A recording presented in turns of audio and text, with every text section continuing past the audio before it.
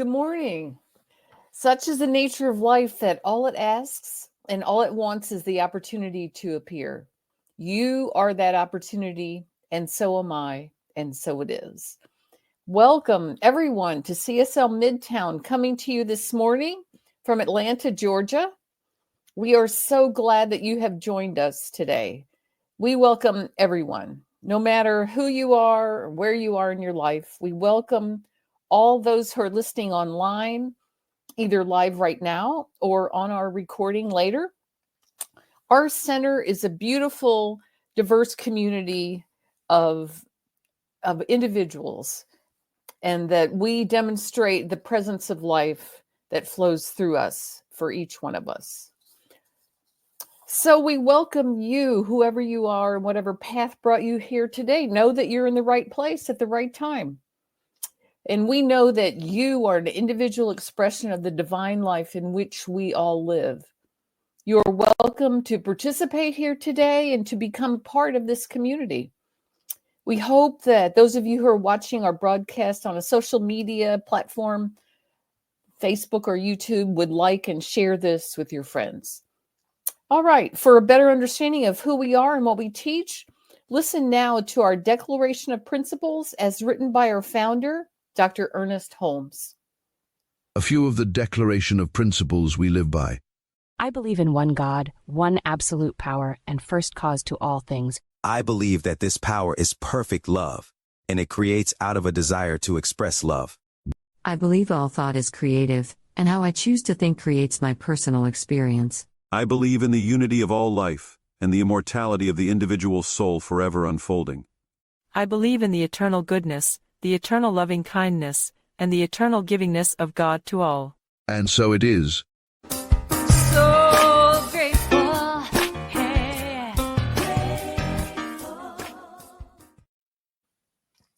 All right, the full declaration, which is a lot longer, but it's the same ideas, is available on our website, cslmidtown.org. My name is Judy Ailey, and I'm one of the practitioners here at CSL Midtown, and I am also the moderator for today's service. So today we are continuing our monthly theme of Power to the People.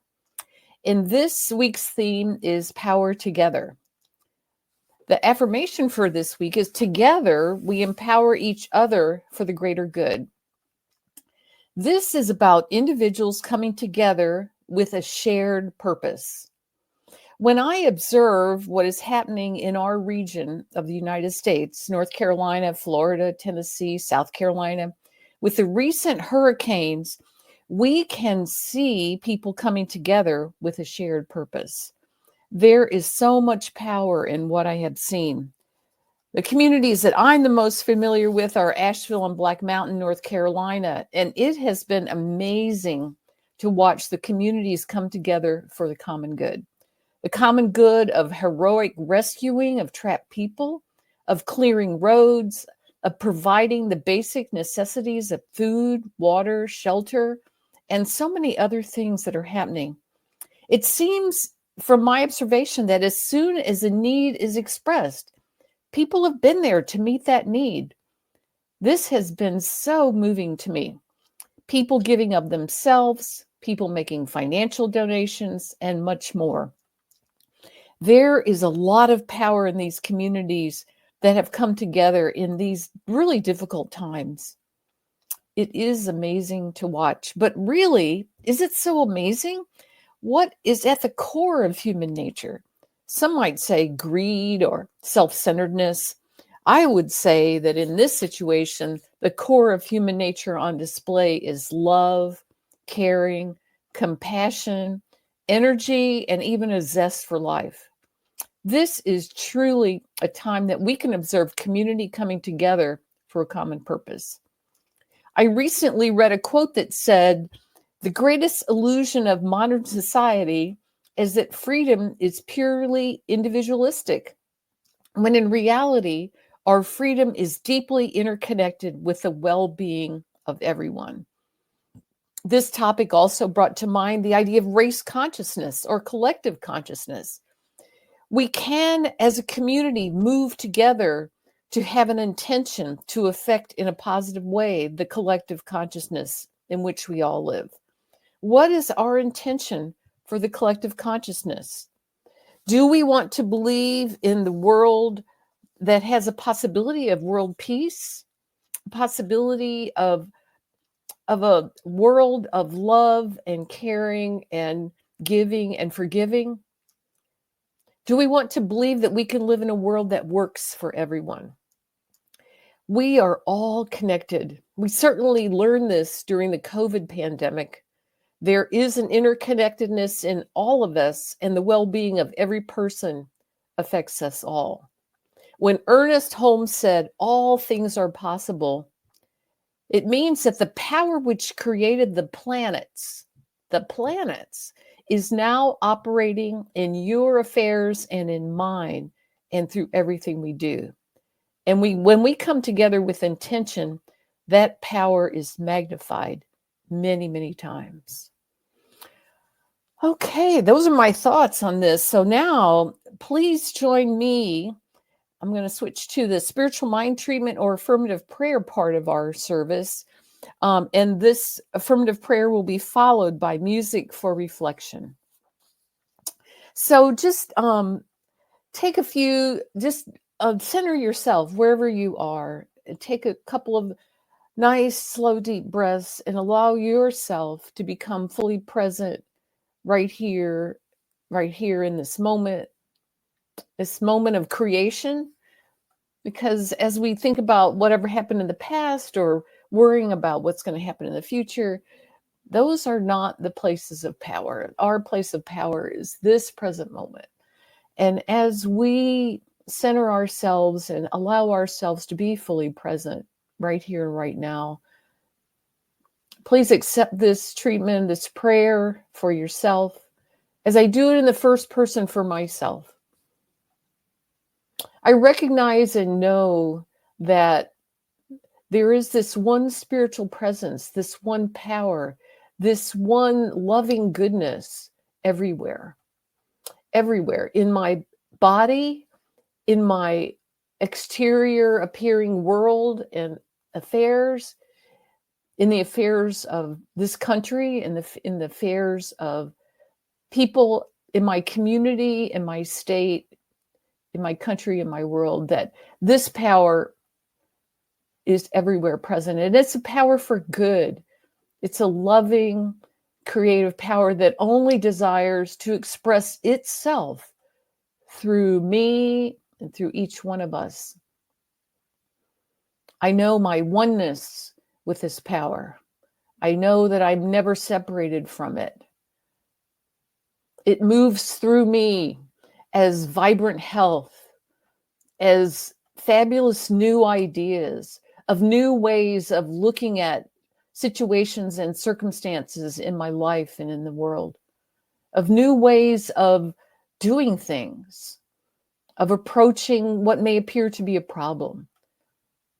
That this divine intelligence, this one mind, that I can tap into it to touch and know all that I need to know. And today I affirm that as I come together with people in my community, in my world, in my life, that there is power in this. There is power in numbers. There's power in intention. And my intention is to create a world that is a world that does work for everyone, a world that is filled with love and peace and joy and goodness for all that I see. And I believe that this is possible. I affirm and know that Spirit supports this, that Spirit is cheering me on, cheering all of us on as we take steps, as we do things in our life to effect change. We are divinely guided and led in this work, and we are so grateful for that.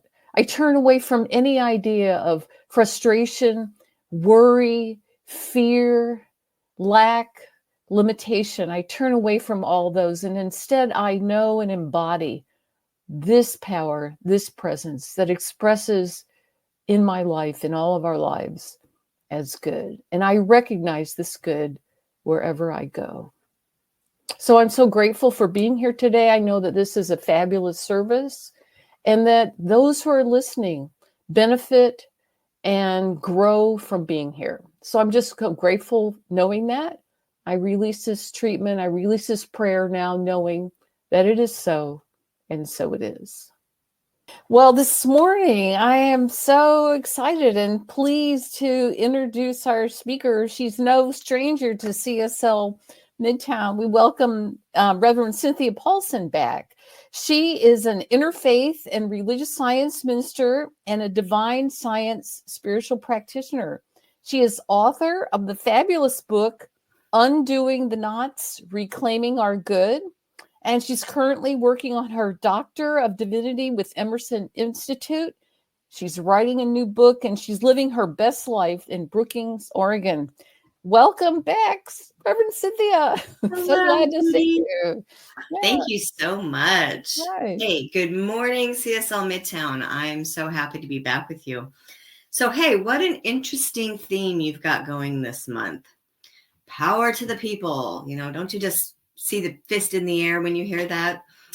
It makes me think of democracy and elections and the people using their power at the voting booth, which, in case you missed last week's service, Maya did a fantastic job talking about the election and how powerful we are. So let's get down to basics this morning. In New Thought language, what is power? One definition of power is the energy by which everything lives. That's how Ernest Holmes defined power in The Science of Mind, and I loved that. The energy by which everything lives. So simple. And of course, that's one part of it. Power is also, he goes on to say, the creative power that human beings can access and use every time we think. You know, he has that famous quote, there's a power for good in the universe that you can use. We set the law in motion with our thought. That makes us very powerful. So today, we narrow our focus even more to how powerful we are together. When we come together as a collective and work together and acknowledge our unity and our oneness and all the good things. But before we really dive into that, I want to talk about what it's like to feel powerless first. I think that's important. We have to differentiate between feeling powerful, which with power comes a certain level of freedom, and feeling powerless, which would indicate a lack of freedom. There are a lot of groups and categories of people in this country and in the world who feel powerless right now in 2024. And there are a lot of other groups in this country who don't have a lot of experience feeling powerless. We're probably all somewhere on that spectrum, right? So let's go back and think about a time recently, just a few years ago, where almost everyone on the planet felt powerless, no matter what category we were in. You guys remember the global pandemic that we had? Now, I know COVID's still out there making people plenty miserable, but if you think back to when it first started, in the spring of 2020 here in the US, we all watched the cases begin to rise, first in China and in other Eastern countries, into Europe. And of course, by mid-March, US cases were beginning to increase. There was a lot of panic and fear. I mean, sometimes my husband and I look at each other and just say, did that really happen? Like, it just seems like a bad dream. I have a friend who calls the pandemic the dark days, and we kind of laugh about it now, but those were some pretty dark days. As the virus spread and officials began to realize like the severity and the seriousness of it, we started to see entire nations shutting down. You know, airports closing and governments forcing people to stay home to stop the spread of the virus. Remember the first time you heard the words mandatory lockdown? Ugh, doesn't that just make you twitch right now? Like, people get really squirrely with that term. You're not going to tell me I'm going to have to stay home again. The very phrase itself, mandatory lockdown, makes people feel powerless. I think some of us felt truly powerless, maybe for the first time in our lives during those months. We were forced to do something, or in this case, forced to not do something. Kids were told not to go to school. I was in Georgia with many of you, and all of us at CSL Midtown were told we could not go to church. We could not open up the center and meet and gather. Some of us were told not to go to work. Some of us were told we had to close our businesses to the public. I mean, the fear that this created, not just about the virus, which was scary enough, but to tell people they can't work and can't provide for their family. That's economic fear, financial fear. It took away people's autonomy and their sense of power over their own lives. Now, we have to acknowledge that for other people during this time, they experienced the opposite. They were told, oh, you work in a field where you have to go to work. They were forced to. They had what was called an essential job, and they had to go out in the world and put themselves at risk. Healthcare workers, emergency services, first responders. But remember also, it was like the grocery store workers making $10 an hour had to do that too. They were essential. They had no choice. So many people felt powerless. And then something interesting happened. I don't know if you remember this, but about a month into the pandemic, it was April 16th, 2020 to be exact, because I looked it up. Disney decided that they could make a difference and help lift everyone's spirits and make us feel better by broadcasting a family sing-along show on television. Now, I wish I could get a show of hands to see how many of you watched it, because a lot of us did, especially those of us who were stuck at home with nothing else to do. It was actually seen by 10.3 million people, and it was corny and adorable, and it was really full of very talented performances, and it was very moving. At one point, at the end of the program, I found myself tearing up, which is embarrassing to admit, but I did. It was during what was arguably the corniest performance of the evening, the catchy finale song from the Disney movie High School Musical, We're All in This Together. Now, I will not be singing it for you, but here are just a few snippets of the lyrics that we, 10.3 million people, were hearing. Together, together, we're there for each other every time. Together, together, come on, let's do this right. All our dreams have no limitations. That's what it's all about. Everyone is special in their own way. We make each other strong.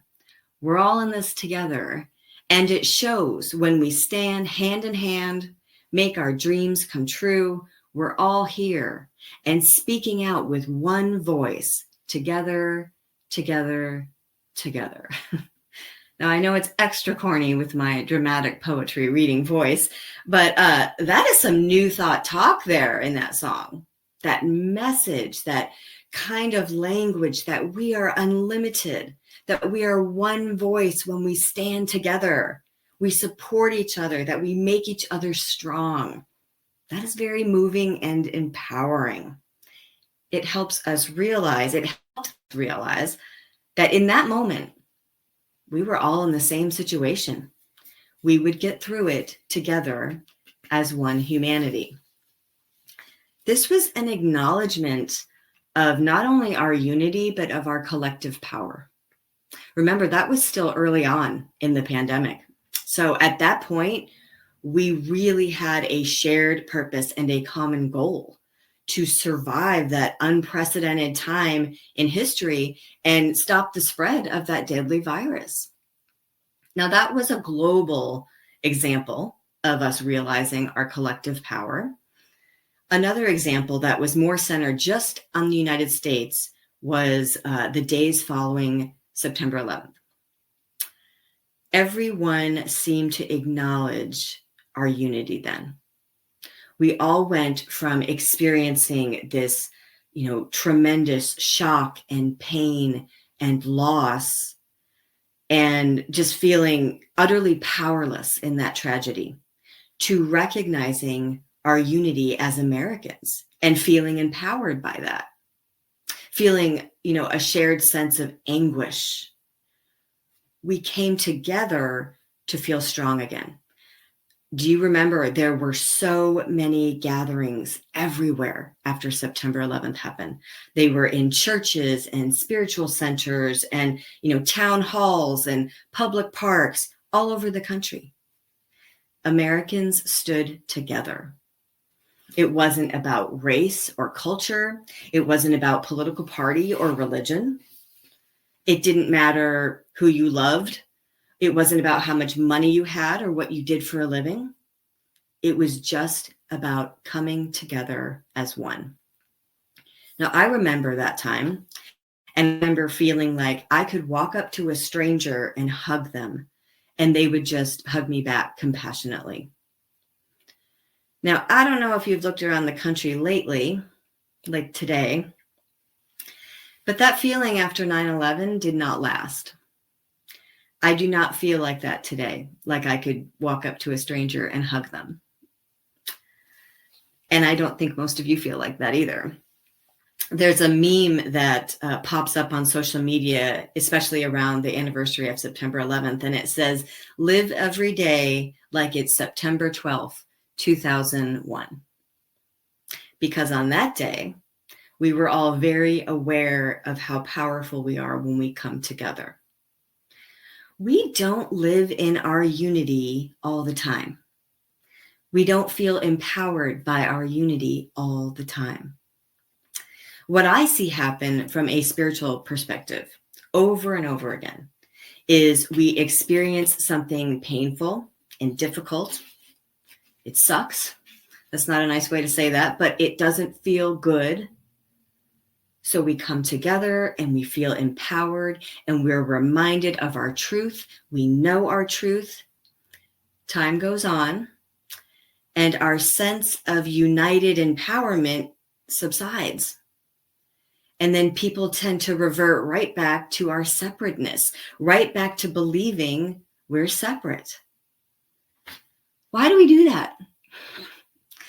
Why do we forget that we are really one, that our power is activated and amplified when we come together? Why do we need the painful, deadly, scary, violent, tragic reminders to get us to realize how powerful we are together? It's a rhetorical question because I don't have an answer other than we're human. I do know, however, that this idea of how powerful we are when we come together is biblical. It is a scriptural thing that the master teacher Jesus taught in Matthew 18:20, which, by the way, I'm notorious for misquoting the Bible. And that is the one scripture that I think I misquote every single time. So the actual correct quote is Jesus says, "Where two or more are gathered in my name, there am I in the midst of them." Okay. What I always say is where two or more are gathered, that's where the magic happens. I like mine better, but you can't argue with Jesus. So what was he saying? What is this magic? What is in the midst of us when we gather with intention, with a shared purpose, with compassion? He is Christ, which we know is not his last name. He doesn't really mean him. Jesus is saying when two or more are gathered in his name, in the Christ name, it means in that highest level of consciousness, the highest level of understanding that accesses God, spirit, universe, source, the one presence, one life, one mind, one power. That's what's there. That's what's turned on. That's what's activated. So when we do this, what is happening? I believe wholeheartedly that we are changing the world for good when we come together with a shared purpose in that high level of consciousness. There's a famous quote from Margaret Mead that I know you've all heard that says, "Never doubt that a small group of thoughtful, committed individuals can change the world. In fact, it's the only thing that ever has." That's a terrific, powerful quote. Now, in case you didn't realize this, we are a small group of thoughtful, committed, like-minded individuals. So this is speaking to all of us. And I mean this spiritual community, CSL Midtown proper and beyond. We, everybody tuning in right now or watching later on, by coming together on a regular basis, I mean, you guys are here every week, right? By thinking about and discussing these big spiritual ideas, we influence the world in a positive way. We take what we learn here, what we are inspired by, and we take it out in the world. This is part of what the Centers for Spiritual Living organization calls sacred activism. There's an entire section of their website dedicated to sacred activism, and they define it as the intersection where consciousness becomes action, where prayer becomes movement, and where spiritual principle becomes practice. So it includes things like, Earth Day activities, Juneteenth Day resources, diversity, equity, and inclusion work, the CSL World Ministry of Prayer, CSL Global Outreach, and the CSL Global Heart of Peace Initiative. These are all actual organizations, committees, and groups within the larger organization of CSL, where people like you and me can actively come together to change the world in a positive way. Now, the last line of the definition says that sacred activism is the activity of bringing the CSL global vision into reality. Well, what is the CSL global vision, you may ask? Well, you can go to csl.org, you go to the Who We Are tab, and then you can click on the Our Global Vision link, okay, and read it. It's too long for me to get into the whole thing, but there are a couple lines that I wanted to cherry pick and point out because of the language that is used. The first line of the whole thing, this is the first one I want to talk about, is we envision all people, all beings, and all life as expressions of God. That is a lot of the word all. We're all in this together. There is no us and them. It's just all expressions of God. The second line I want to talk about says, we see a world in which each and every person lives in alignment with their highest spiritual principle, emphasizing unity with God and connection with each other. A world in which individually and collectively we are called to a higher state of consciousness and action. That sounds like what Jesus was saying. When two or more are gathered in that high state of consciousness, that's where our power is. That's where the magic happens. And the last, probably most familiar line of the CSL Global Vision says, we envision a world that works for everyone, for all of creation. We're all in this together. Now, before we can do any of this work together, we have to believe that we can. Judy touched on that this morning. What do we believe? Before we can do any of this work together, we have to believe that we can. Now, I think there is value in acknowledging that we aren't just a small group of thoughtful, committed individuals, as Margaret Mead would say. I think we are a small group of thoughtful, committed believers. Now, believers is kind of a weird word depending on what your spiritual background is. I know it's something I've heard before in evangelical Christian churches. They sometimes call themselves believers, and that's fine. There are all kinds of believers.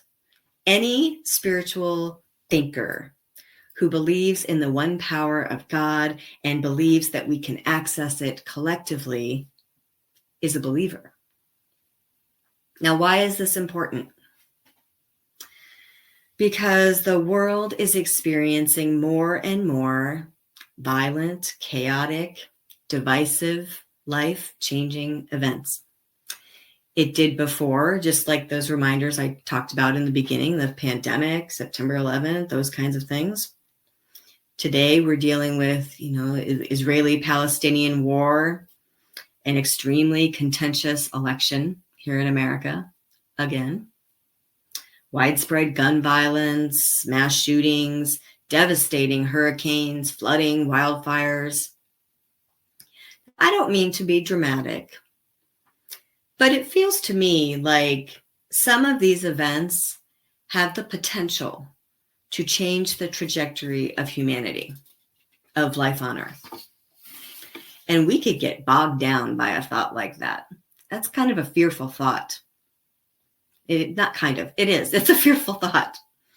And we know that's not our truth. That's not our capital T truth of who and what we are.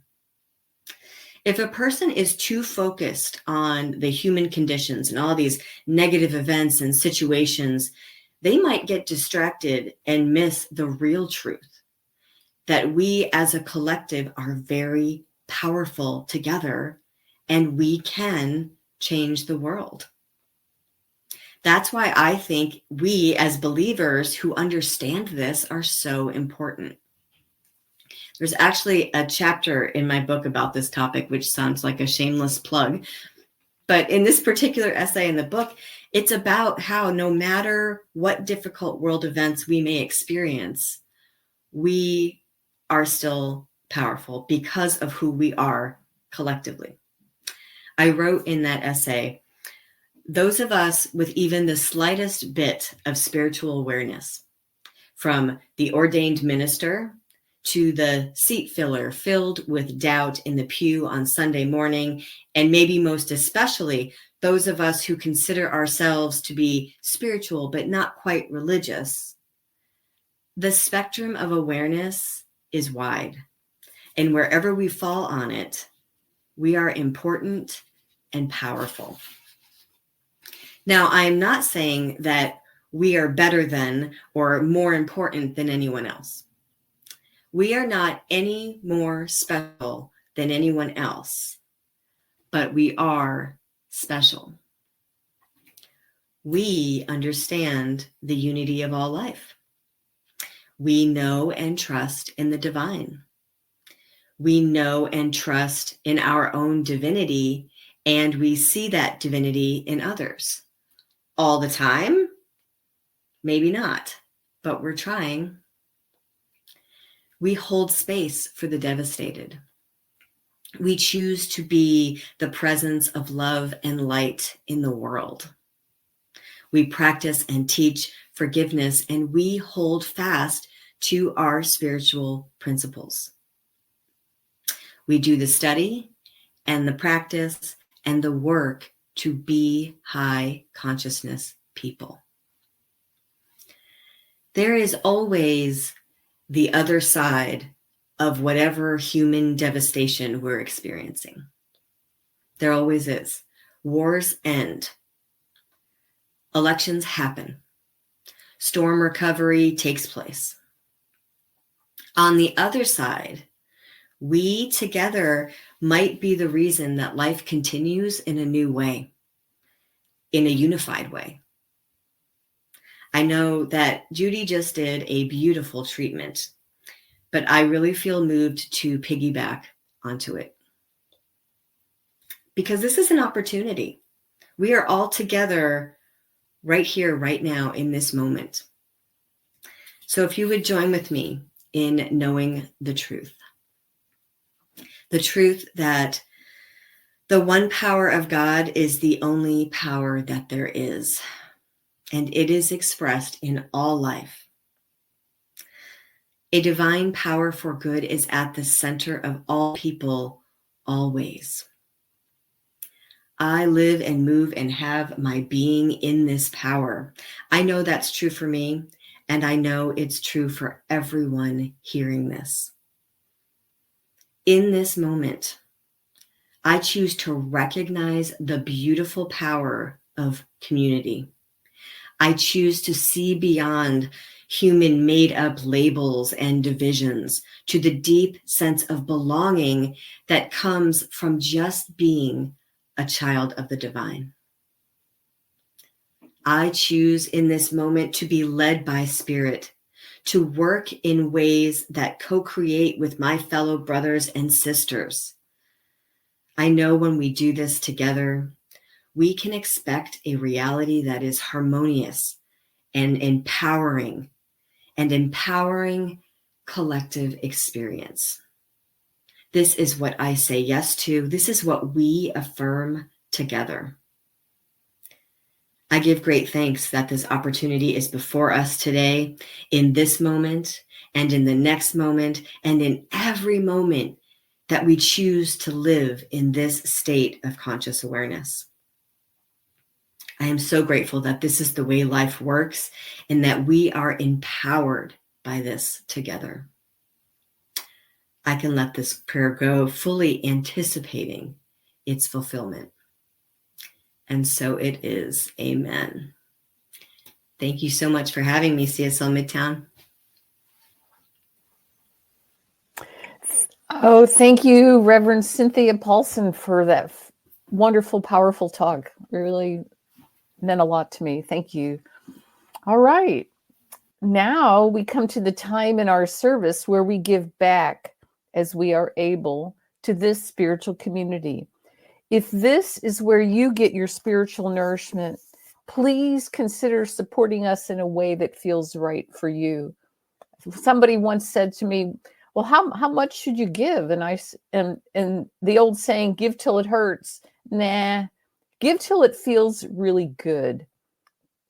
So please join me in our affirmation for prosperity. Here it is, hopefully up on the screen. There it is. And there's the QR code in our website if you want to give there. I live in a universe of abundance. As I freely and joyfully give, I join in the divine flow.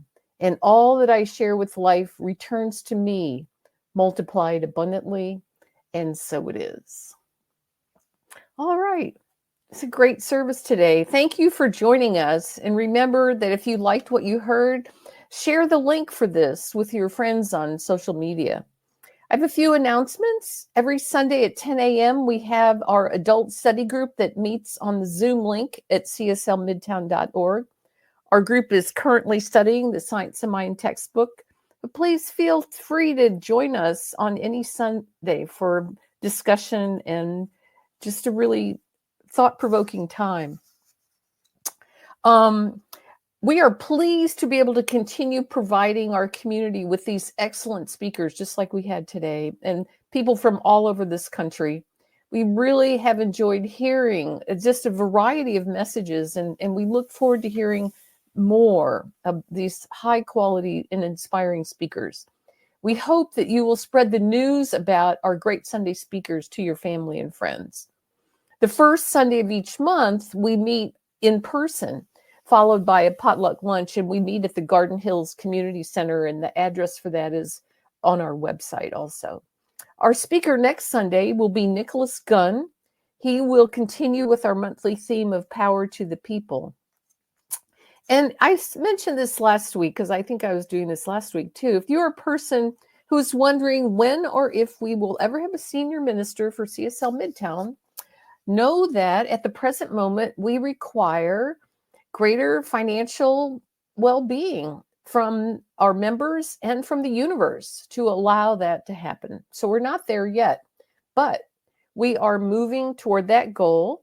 And just know that there are a lot of steps to get there, but we are in that process. That's the end of the announcements, but please join us at our Zoom link after the service. We have a discussion after the service on the Zoom link at cslmidtown.org with our speaker, Rev Cynthia Paulsen. So please join us. and join me in the affirmation of life as we close our service. I leave this place now knowing something better than I knew before. I go forth into the world with a heart full of love and a mind full of good sense. I look at the world in a greater way, knowing that I have within me everything I need to create the life I desire. I give thanks for this understanding, and I'm grateful for the spirit of life that lives through me, and so it is. Thanks, everybody. Hope to see you after the service at the Zoom link.